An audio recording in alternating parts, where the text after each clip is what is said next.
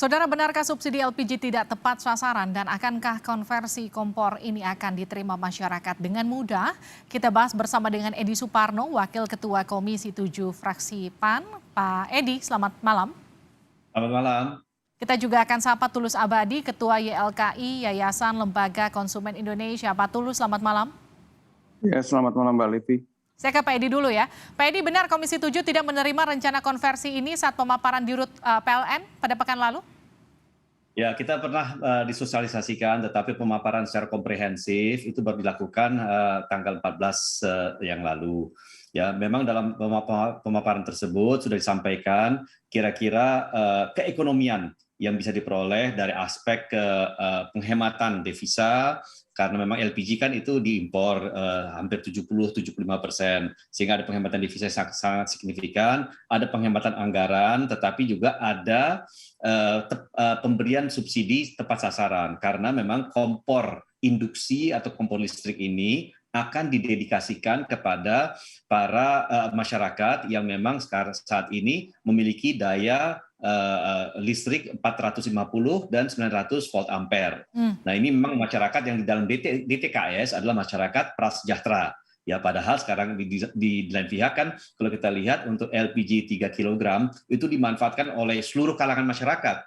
Ya, ini merupakan bentuk pemborosan subsidi. Jadi memang satu pihak saat ini agar tepat sasaran, kedua agar ada penghematan, dan kalau memang sudah terlaksana program ini sepenuhnya sampai dengan 15 juta kompor induksi didistribusikan di seluruh Indonesia, diperkirakan per tahun itu penghematannya mencapai 17 triliun rupiah. Oke. Cukup signifikan. Pak Edi, tapi kan PR-nya banyak kalau kita bicara soal konversi dari tabung melon ke kompor induksi. Pertama, kita bicara soal pasokan listrik di rumah-rumah mereka yang prasejahtera itu cuma 450 sampai 900 volt ampere.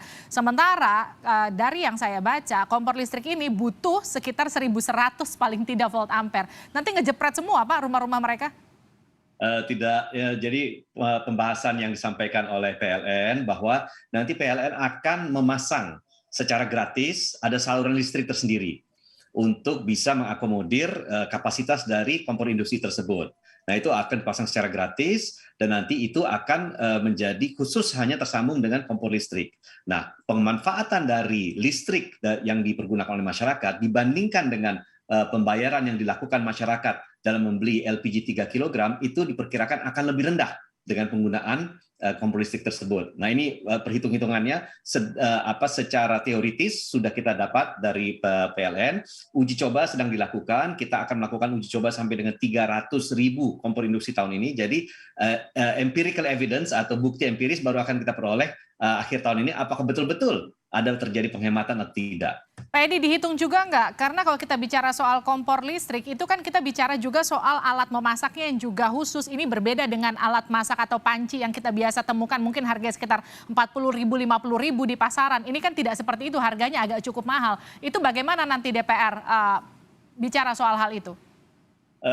Berdasarkan kembali lagi pemaparan yang dilakukan oleh PLN, nanti selain kompor induksi, nanti warga akan menerima satu panci dengan satu wajan yang memang flat di bawahnya, karena memang kompor induksi kan flat di bagian bawahnya, sehingga masyarakat tidak perlu membeli lagi alat masaknya. Nah, ini yang disediakan oleh PLN, dan ini perhitungan keekonomiannya sudah sedemikian rupa sehingga memang akan terlihat bahwa masyarakat tidak akan terbebani, dan penghematan yang akan dilakukan dari aspek pembelian listrik itu akan lebih rendah dibandingkan masyarakat membeli LPG 3 kg. Oke, saya ke Pak Tulus. Pak Tulus, kalau tadi mendengarkan penjelasan dari Pak Edi, nampaknya semua hal sudah dipersiapkan. Kalau Anda sendiri melihat konversi ini akankah berjalan mulus dan warga bisa dengan mudah pindah atau beralih dari tabung melon ke kompor listrik? Ya, kami pun pernah juga dipaparkan oleh PLN terkait dengan kebijakan itu, dan memang di atas kertas sudah terlihat manis ya, karena semuanya sudah diberikan gratis kepada konsumen yang berhak, baik itu aliran listriknya, kompornya maupun juga pancinya. Tetapi memang ini saya kira pertama harus sangat hati-hati karena ini transformasi behavior masyarakat yang sudah terbangun sedemikian lama menggunakan gas LPG, tapi tiba-tiba diminta menggunakan kompor induksi. Ini bukan perkara gampang dari sisi perilaku masyarakat. Kemudian yang kedua, jangan sampai kebijakan ini semacam bongkar pasang terhadap kebijakan di bidang energi, khususnya subsidi energi yang selalu dianggap tidak tepat sasaran sehingga gonta-gonta ganti terus dan kemudian terkesan ini menjadi tidak efektif. Kalau dari sisi subsidi memang ini bisa menghemat dan juga dari sisi impor tadi juga bisa menghemat karena memang kita masih impor. Tapi saya juga menduga kalau nanti ini konsumen sudah terpasang instalasi kompor induksi, saya menduga nanti di rumah konsumen tetap ada 2 jenis kompor, ya, baik kompor induksi maupun kompor gas LPG. Dikarenakan apa? Kalau nanti listrik PLN mati, itu kan pasti ada backup, ya. Kalau tiba-tiba listrik PLN mati, kita sedang masak, atau kalau matinya lama, apalagi kalau daerah itu kan merepotkan gitu. Nah ini yang saya kira juga pada akhirnya nanti bisa saja konsumen ada double pengeluaran ya, untuk beli gas LPG juga, untuk backup kalau listrik PLN mati, dan juga untuk konsumsi kompor induksi itu sendiri. Jadi memang saya kira di atas kertas sebenarnya sudah bagus ya, dengan pemberian konsep yang diberikan, memang itu juga kami dorong waktu itu, agar ada konversi yang sama ketika masyarakat dipaksa menggunakan gas LPG waktu dari minyak tanah. Nah ini semua sudah difasilitasi oleh PLN dan juga pemerintah, tetapi memang harus ada simulasi kebijakan yang betul-betul mencerminkan kondisi lapangan sehingga nanti tidak merepotkan konsumen, tidak merepotkan masyarakat, dan atau membuat pengeluaran masyarakat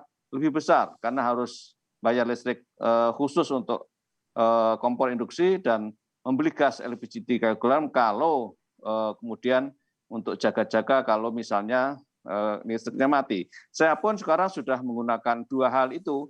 Saya sudah lama menggunakan kompor induksi dan juga kompor gas secara bersama-sama gitu. Oke, ini kan kalau sekarang DPR sedang meminta uji coba diperluas ke sejumlah wilayah begitu. Ini bagaimana kemudian, apa yang kemudian jadi catatan dari YLKI? Ya, memang uji coba itu sangat diperlukan untuk simulasi-simulasi dan juga sosialisasi kepada masyarakat. Ini kan barang baru, sama seperti dulu ketika masyarakat dipaksa menggunakan gas LPG 3 kg. Waktu itu malah tidak ada simulasi. Kalau sekarang ada simulasi terlebih dulu, saya kira ini bentuk sosialisasi dan diseminasi sehingga masyarakat tidak kebingungan ataupun bisa menggunakan lebih efisien.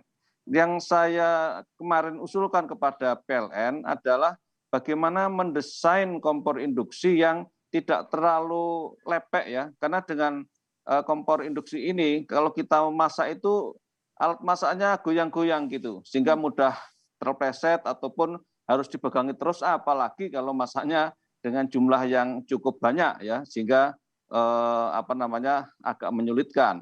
Kedua, walaupun kompornya induksi ini nanti 2 tungku, pada prakteknya yang saya alami hanya efektif di 1 tungku saja. Karena kuping dari alat masak ini kan lebar ya. Kalau dua-duanya dipakai secara bersamaan, itu menjadikan saling bersenggolan dan tidak efektif begitu. Oke, saya ke Pak Edi. Pak Edi, kalau kita lihat kan sekarang faktanya banyak juga sektor-sektor informal yang juga mengandalkan tabung gas melon, begitu seperti misalnya tukang gorengan atau misalnya pelaku UMKM kecil. Apakah ini juga kemudian jadi perhatian DPR? Ya, jadi perhatian kami termasuk juga di daerah-daerah yang memang masih belum terjangkau oleh aliran listrik ya. Jadi memang pergantian kompor induksi ini bukan berarti bahwa menghapus LPG 3 kg sama sekali. Oke, artinya tidak ya? Tidak menghapus sama sekali ya, tetapi akan mereduksi secara sangat signifikan. Nah, oleh karena itu, disitulah penghematan anggaran yang bisa kita rasakan, tetapi kita tetap fokus bahwa untuk UMKM, terutama mereka yang berjualan secara berkeliling, bagi masyarakat yang tinggal di daerah 3T yang sampai saat ini masih belum teraliri oleh saluran listrik, ya itu tetap masih akan mendapatkan alokasi LPG 3 kg, karena itulah satu-satunya akses bagi mereka untuk melakukan kegiatan memasak. Oke, Pak Edi, ini pertanyaan terakhir untuk Anda. Rasio elektrifikasi kita di Indonesia kan belum 100%. Apa yang kemudian didorong PLN sebelum ini benar-benar diterapkan?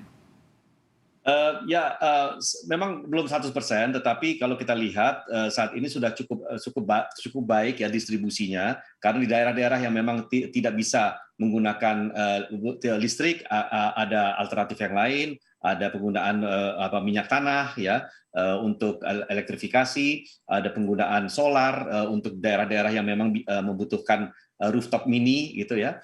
Jadi saya kira banyak alternatif. Tetapi menurut saya yang satu hal yang penting sekali, kebijakan energi seperti yang kita lakukan saat ini untuk memperlakukan kompor induksi ini tidak bisa berjalan sendiri. Karena PLN jalan sendiri, nanti Pertamina jalan sendiri dengan LPG 3 kg, nanti PGN jalan sendiri dengan Jargas, kemudian Bukit Asam jalan sendiri dengan produksi dimethyl ether. Maksud saya ini harus terintegrasi.